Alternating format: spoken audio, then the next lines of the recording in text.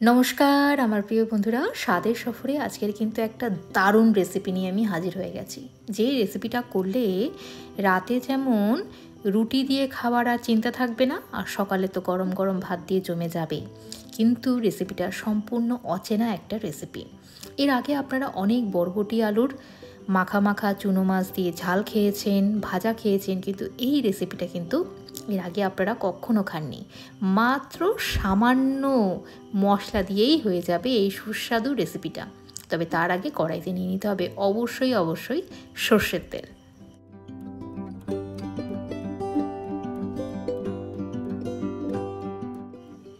এই রান্নাতে কিন্তু মশলার একদম ব্যবহার নেই, মাত্র একটা ইম্পর্টেন্ট মশলাতেই কিন্তু এই রান্নার বাজিমাত হয়ে যাবে। সেটা হচ্ছে রসুন। রসুনটা কিন্তু একটু বেশি করে দিতে হবে এবং হালকা থেতো করে নিতে হবে। আর ফোড়নে থাকবে কি তেজপাতা, কালো জিরে চাইলে দিতেও পারেন, নাও দিতে পারেন, শুকনো লঙ্কা, কাঁচা লঙ্কা দিয়ে বেশ একটু তেলের মধ্যে এটাকে নাড়িয়ে চাড়িয়ে নিতে হবে। দেখলেন তো, আমি আবার হলুদটা একসাথেই দিয়ে দিলাম। ঝটপট রান্না তো, আর একদম মশলা ছাড়া।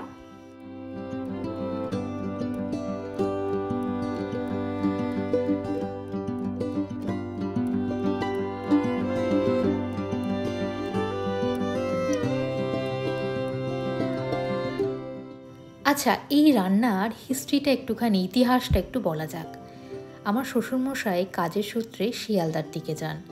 এবার যেটা হয়ে থাকে না, সবাই টিফিন আওয়ার্সে টিফিন করে, তো উনি একটা ছোট্ট দোকানে, যেরকম হয় না যেখানে ভাত রুটি সমস্তটা পাওয়া যায়, অনেকেই টিফিন করে থাকেন ওরকম দোকানে, তো সেরকম একটা দোকানে এই রান্নাটা খেয়েছিলেন, আলু দিয়ে বরবটি, এবং সেটা কিন্তু ছিল সবুজ বরবটি। এখানে আমার ঘরে লাল বরবটি ছিল, তাই আমি লাল বরবটি দিয়ে রান্নাটা করলাম। তো উনি খেয়ে এসে আমাদেরকে বলল যে আজকের না একটা খুব সুন্দর তরকারি খেলাম। আমরা জিজ্ঞাসা করেছি যে কিসের তরকারি, তখন উনি বললেন যে একদম মশলা ছাড়া আলু দিয়ে বরবটি দিয়ে একটা তরকারি খেলাম, এত সুন্দর খেতে লাগলো ভাত দিয়ে, তোমরাও তো বাড়িতে এরকম করতে পারো। এবার যেহেতু এই রান্নাটা তো আমরা খাইনি, এবার আমরা জিজ্ঞাসা করলাম যে রান্নাটা কি দিয়ে করেছে একটু বলতে পারবে? তখন বলল যে কি মশলা দিয়েছে বলতে পারবো না, তবে মশলা কিন্তু একদমই ছিল নাই বললে চলে, আর ওই তরকারিটা থেকে খুব রসুনের গন্ধ আসছিল। ব্যাস বুঝতে পেরে গেলাম কিভাবে রান্নাটা করতে হবে। আর বাড়িতে কিন্তু এই নিয়ে আমি সেকেন্ড টাইম করছি। প্রথম দিন কিন্তু আমাদের রান্নাটা করে খাওয়া হয়ে গেছে, রান্নাটা সত্যিই খেতে ভাল লাগে। সবুজ বরবটি দিয়ে করেছিলাম, আর আজকের যেহেতু ঘরে সবুজ বরবটি ছিল না, লাল বরবটি ছিল, তো আমি লাল বরবটি দিয়ে করছি। যখন ভাবলাম কি আমার প্রিয় বন্ধুদের সাথে অন্তত রেসিপিটা শেয়ার করি, আপনারা চেষ্টা করবেন রান্নাটা সবুজ বরবটি দিয়ে করার। আর যদি একান্তই না থাকে তাহলে লাল বরবটি করবেন। এটা দেশি বরবটি আমি হাট থেকে বাজার করি, তো পেয়েছিলাম বলে নিয়ে এসেছিলাম। তবে রান্নাটা সবুজ বরবটি দিয়ে করবেন, আশা করছি আরও বেশি ভালো লাগবে। তো এই হচ্ছে আজকের রান্নার হিস্ট্রি। অনেক তো বরবটি দিয়ে এটা সেটা খেয়েছেন, একবার এই রান্নাটা করে দেখুন। যে জিরে গুঁড়োটা দিলাম, যেহেতু এটা আমরা শুনে করছি তাই একটু দিয়ে দেখলাম কেমন লাগে, তো এখানে জিরে গুঁড়োটা কিন্তু না দিলেও চলবে। এবার দিয়ে দেবো সামান্য জল, দিয়ে একদম মাখা মাখা কিন্তু তরকারি হবে। গরম গরম রুটির সাথে দারুণ লাগবে, ভাতের সাথেও কিন্তু, ভাতেতে তো ভালো লাগবেই।